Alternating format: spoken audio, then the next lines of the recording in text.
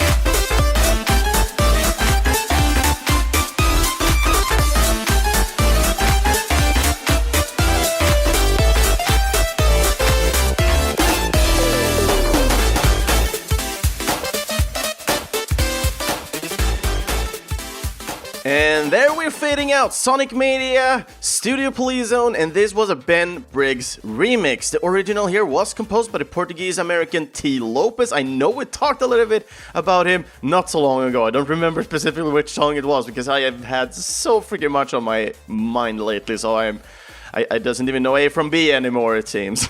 Or I feel like it, at least.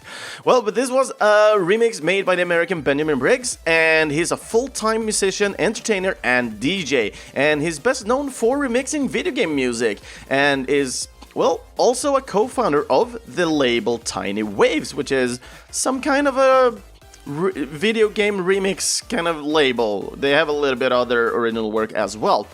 And looking at the game Sonic Mania here, the game was developed by the American Head Cannon and the international Pagoda West Games. And this studio has people a little bit all over here and there, so it's Portland, Oregon, and London they are based in. The game, it was released on the 15th of August 2017, and the game was released for Switch, PlayStation 4, PC, and Xbox One.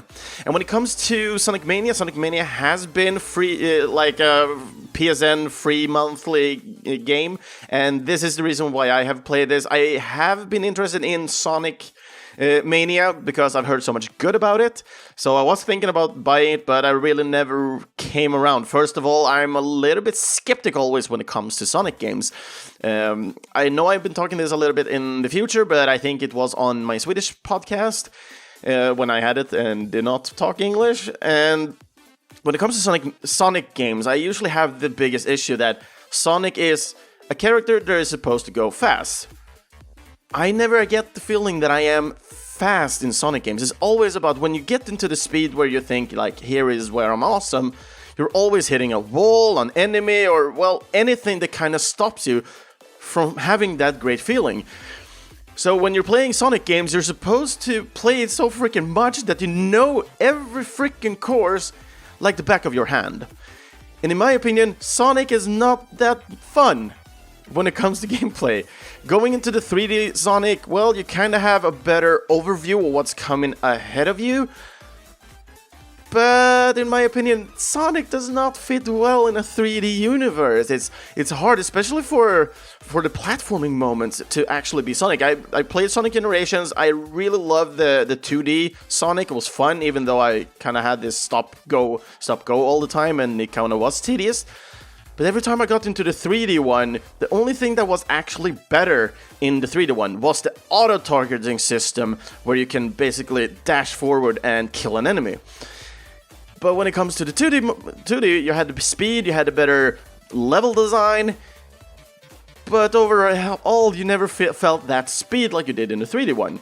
And when you're going over to look at Sonic Mania is almost back to the roots where we're talking about Sonic 1, 2, 3. But in some way, I would say that argue that Sonic Mania has better level design. First of all, you get more of these kind of situations where you actually feel like you are Sonic. And that's why I like Sonic Mania to some extent, but at the same time, it's not a game that I sit down and play for a longer period of time. And I think many of people out there actually do agree with me, but then there are superfans as well who really adore Sonic. I adore Sonic as a character. I have him tattooed on my arm to just prove a point. I loved the TV show when I grew up, and Sonic is just, in my opinion, a lovable character. It's just that his niche of running fast never really comes through video games. And it's sad in my opinion. Well, with that said, let's actually head into another remix from a game that I actually recently fully completed for the first time in my life. Yes, that's right, we're going to listen to the Garden of Zebes. This is a Gario OC remix from the game Super Metroid.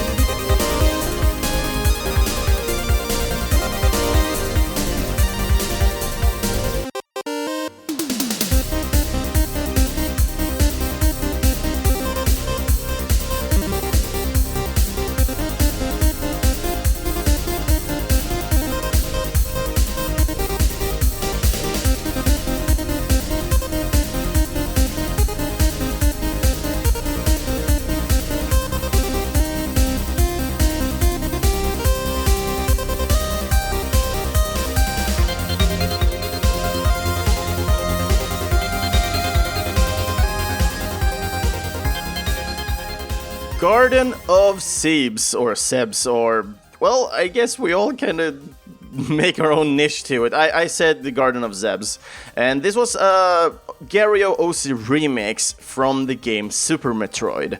And yeah, first of all, let's go a little bit into the OC remix. The full name is Overclocked Remix, and this is a full community filled with engaging people that make remixes of video game music, and it's a huge website. Every song on this is also for free. Some of these tracks or fully albums are even available on Spotify, so I highly recommend everybody to check these out. And if you want this song specifically, you can go down and download it as well and listen to it on your devices, wherever you want to listen to it, basically. You can even burn CD-ROMs or something like that and just distribute them everywhere with OC Remix music. Just have fun, you know? But anyway, when it comes to the original soundtrack here, it was actually composed by the Japanese Kenji Yamamoto and Minako Hamano. And the remix here was created by the American Greg Norris, or Gario as his nickname is online. Gario is a math teacher, music theorist, and electrical engineer. And when it comes to the Super Metroid game here, it was developed by the Japanese Nintendo-affiliated company Intelligent Systems, together with Nintendo Research and Development Studio, or Section Number 1. And looking at Intelligent Systems, they were also a greater part, so they're almost like in Nintendo from what I understand, except they kind of still were like a branch of it. The game, it was released in 1994 worldwide on the Super Nintendo. Of course, there's a little bit difference with the different dates, so usually it's always Japanese first, and then US, and then Europe. And the game, it has also been ported to Wii, Wii U, 3DS, and Switch. Well, it's not really a port per se, so I was lying a little bit there. This is actually just the ROM being distributed on their eShops, so that's more like it. But it's way more easy to say ported, but let's actually be real.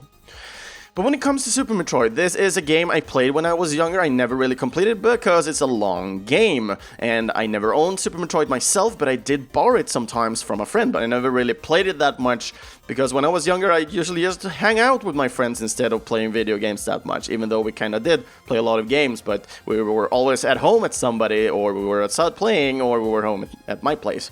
But usually when we were at my place, we usually played on the PC, not the console that I had. Well, it only was Super Nintendo and PlayStation 1 for a really short while. But when I got the PS1, I actually was already so deep into PC, I didn't really care that much, and I didn't really have that many games for my PlayStation 1 anyway. But looking at Super Metroid here, I actually own the big box version. I'm super happy and stoked by that one, so thank you so much, Angry Andy, for selling it to me. I know you're listening, at least sometimes, but thank you very much. I'm super happy and super stoked to have it. The big box also came along with the guide, and it was actually a little bit helpful, because I was a little bit unsure. Most of the game, I would say about 70% of the game, I kind of knew like the back of my hand. I knew some of the secrets, and I knew where to go and so on. But then later in the end, when I come to the sunken ship and so on within this game, it became a little bit harder for me. And this was a great place to use the guide for. It didn't really point out, well, go here, do this, do that. But it kind of gave me good glimpses of what to do next, at least. So it was still a super exciting exploring the world, and I kind of understand now way more that how the Super Metroid or Metroidvania games kind of work. I had a good glimpse before what they were, but actually not being able to play through a Metroid game to that extent, it's kind of hard to actually grasp the whole concept. I played like Axiom Verge and stuff like that before, and actually, Metroid did it better when it comes to it. Looking at Axiom Verge is more of an homage to it, and in my opinion, that game was way too long for its own good. It was still a good game, but it was way too long, and I actually got tired of the game and was almost at the point to actually quitting the game. But looking at the distance and time it took for me to play through Super Metroid, I actually did it in one sitting. Well, no, I did it in 2 sittings in total. I actually had some food in between, so kinda it. But yeah, during one day I played through it. I had a great time. It took me about 5.5 hours to play it through, and I just had a great time just running around with Samus. It was just super great. It was fun. But yeah, this was actually like a good revenge game for me, because I played it so many times when I was younger, or backseating it so many times, that it felt really good actually taking up my time to complete this game for once. And it is a great game. First of all, when it comes to the atmospheric soundtrack, you can definitely see this within this OC remix as well. It has so much atmosphere to it. And when it comes to the special sound that Gario used for this one, I don't know about you guys if you remember, but the 20XX soundtrack by Cities Fires, I don't know why, but this remix really reminds me of that soundtrack, and I just love it. So this is actually one of my latest finds that I really did enjoy. I'm pretty sure I've listened to this before, but I never really got stuck into the tune to the extent that I actually want to re-listen to it over and over again. Like this is on my just to listen to and vibe to list at the moment, and I just really do enjoy it.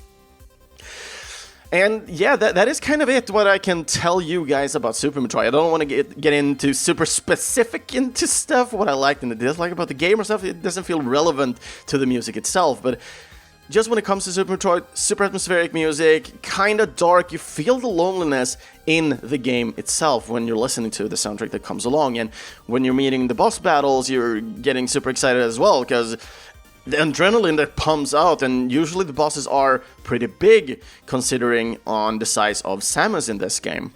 So I really do enjoy the kind of Colossus battle versus the hero, in this case, the bounty hunter Samus.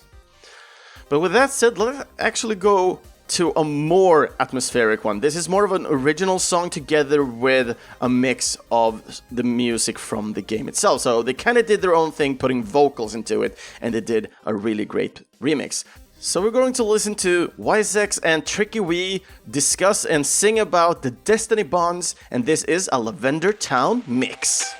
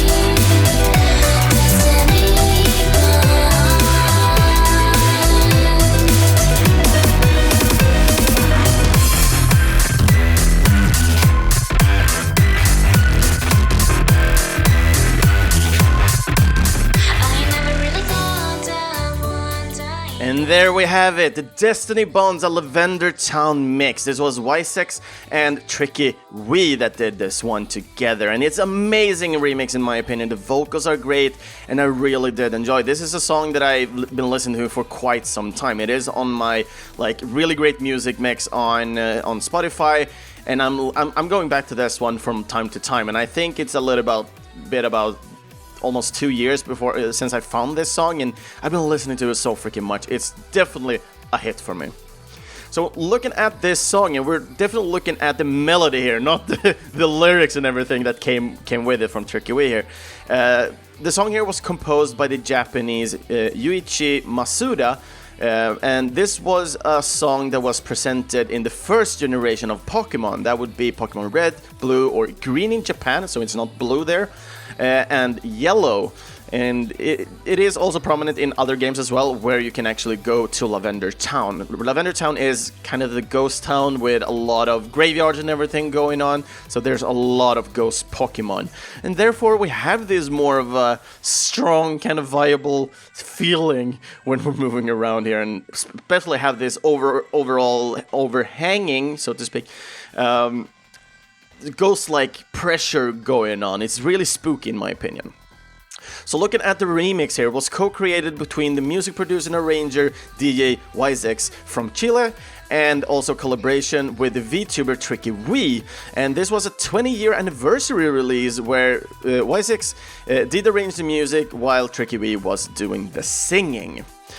And this was the 20-year anniversary of Pokemon, of course, so nothing else over that, so we have that solved. But when it comes to me and Pokemon, I don't really have super much kind of connection to it. First of all, what I kind of like to listen to this one is due to the fact that I'm actually playing Pokemon Go.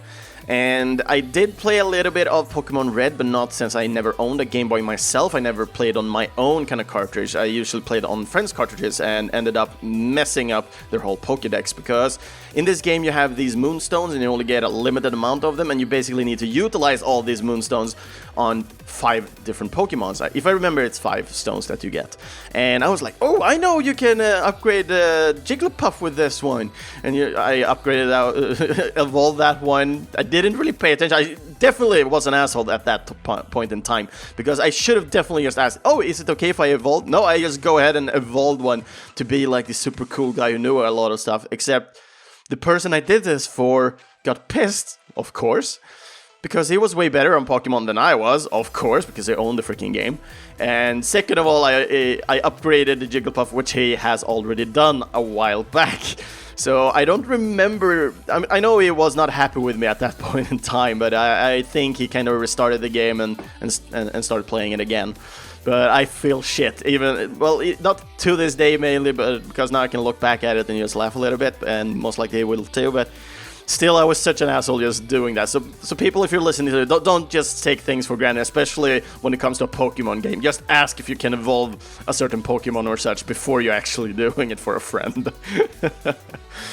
But yeah, I did play it a little bit, and I did enjoy it. I mostly enjoyed playing the Pokemon, the card game, the trading card game when I grew up. We actually had a local store that arranged these Pokemon leagues where you can get small pins and so on, get stickers and everything. It was super fun, it was super exciting to live and have that going on. But it was only for a short time. We played like 3 or 4 leagues, I guess, if I remember correctly. And the one league was usually around 3 to 4 months. And it might have been because that guy that was arranging them kind of left the store, I guess, and so on. But it was fun, it was super sweet, and just looking at Pokemon today, it's such a huge franchise, it's crazy.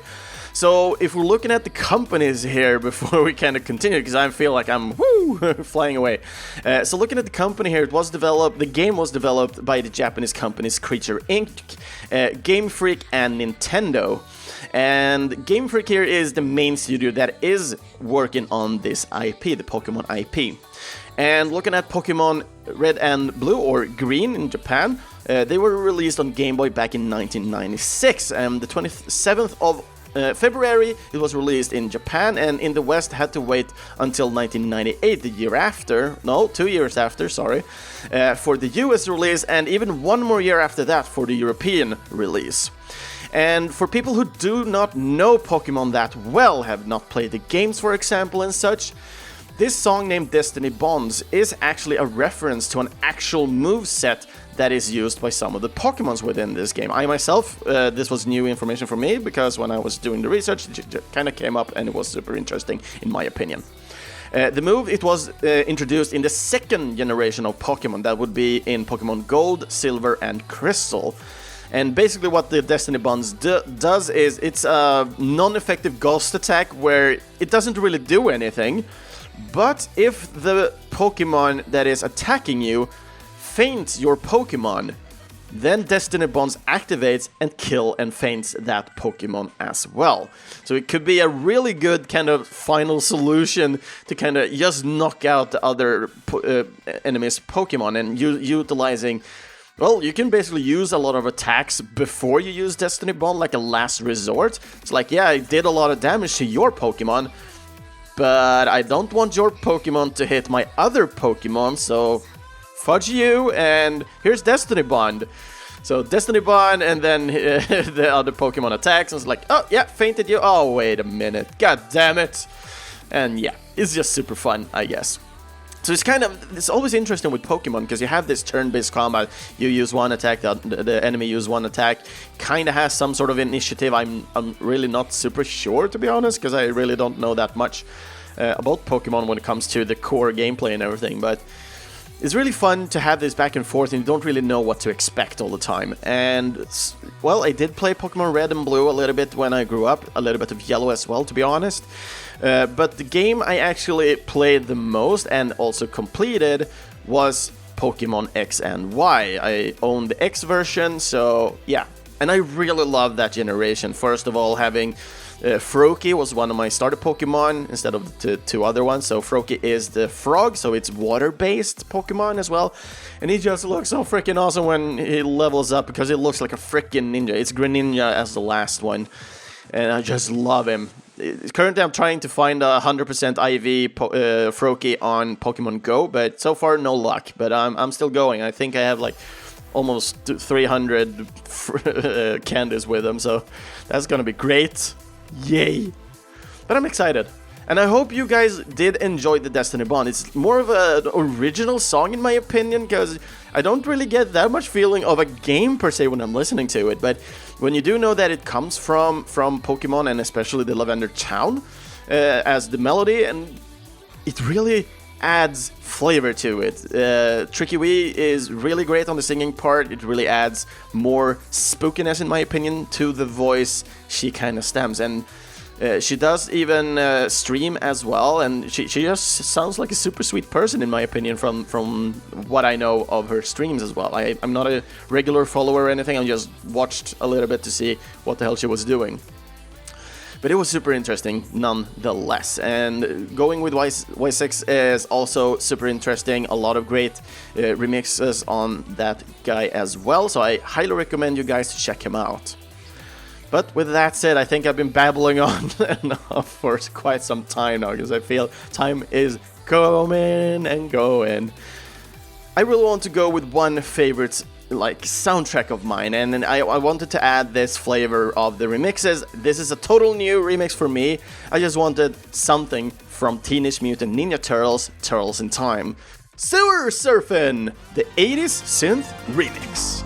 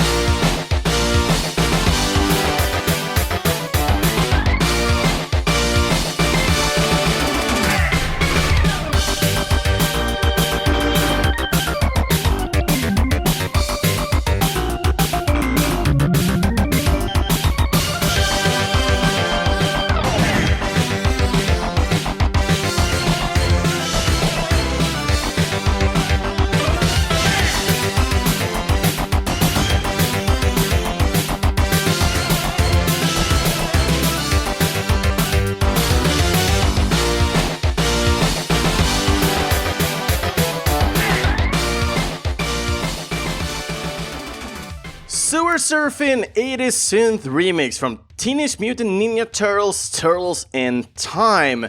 And yeah, maybe this was a little bit, because it's not the usual 80s synth remix that we are used to, because they are usually more mellow.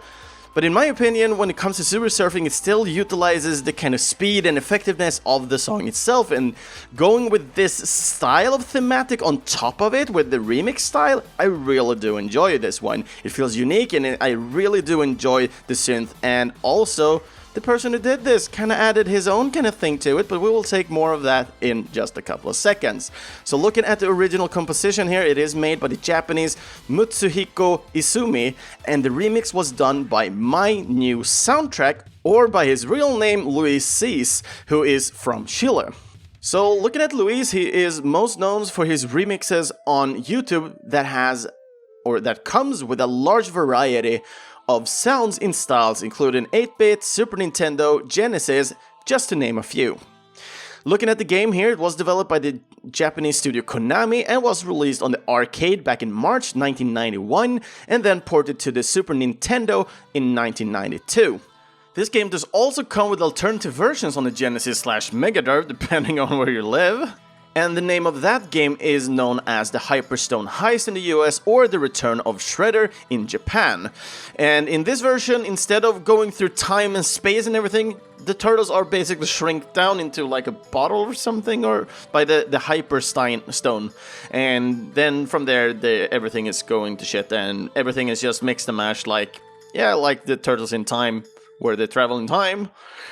But yeah, other than that, the game did also get a remake named Turtles in Time Reshelled. So it's Teenage Mutant Ninja Turtles, Turtles in Time Reshelled. And this game was released back in 2009, and this was a release both for the PlayStation 3 and the Xbox 360. Both of them were downloadable exclusive. But when it comes to Turtles in Time, this is one of my favorite soundtracks of all time when it comes to... I have a couple of the favorites, on like a top 10 or something, but it's kind of hard to kind of get them. But overall, when you're looking at the soundtrack for Turtles in Time, overall it is one of the most like concrete, awesome music. And even the remixes of the music for Turtles in Time are awesome as well. There's a lot of different versions of them. For example, there's like synth version that I haven't heard before, so it's just super exciting to find this one. And there's so much going on in this game as well. It's a really good beat-em-up game. It's not super hard. It is still a bit hard, but it's not like Double Dragon hard or Streets of Rage hard or Final Fight hard. It's still just a genuine hard beat-em-up that is just super nice when you actually complete it. And being able to play this game together with friends is amazing as well. I know the arcade version of Teenage Mutant Ninja Turtles that did release a little bit later did get a 4-player version where on the Super Nintendo you can only play 2 players. I'm a little bit unsure for Hyperstone Heist, but I'm pretty sure it's only 2-player as well. Great games, however, great music. And this was the 4 tracks that I had for this week, and I hope you did enjoy this one, because I sure hell I did. I had a really hard time figuring out which songs I wanted, and I hope I got a little bit high, a little bit low with the creepy ones as well, but still really good music in my opinion. And as I said, I hope you did enjoy, because I surely did. And with that said, other episodes of Finally Game Music, you'll find those on our homepage, Videospelsklubben.se, Spotify, or in your closest podcast app. Feel free to follow and comment on any of our social medias, either Facebook or Instagram. Just search for Finally Game Music and you will find it there. Just giving it a follow or writing a comment that just said, great episode, helps a lot to make more people find the podcast as well. So if you would like to hear your name within one of these episodes, then feel free to request a song for an upcoming episode by commenting on any of our social pages. Or even on Discord is okay as well, for those who have joined in there to discuss video game music and share the latest tracks you find. But also you can support this podcast for future content and quality upgrades, but also in the end future composers by becoming a Patreon today. And our current awesome backers that we have today is Andreas Nilsson and Daniel Onemark. Thank you so much for being a part of supporting this podcast. And links where you can either buy or support the composers behind the music that we'll listen to today, you'll find those in our main post at Videospelsklubben.se. The next theme is going to be a very special one. Also, just to inform everybody who did not see my post on Facebook page, next episode is going to be our 4-year anniversary. So the 18th of September, this podcast is actually 4 years old. I'm just super excited and I want to give something special. And because I'm going away this week on a work trip, I'm actually going to postpone that episode by 1 day. So people who are our Patreons will be able to listen to this episode on Monday, while the rest of you guys will get the release on Tuesday instead of Monday.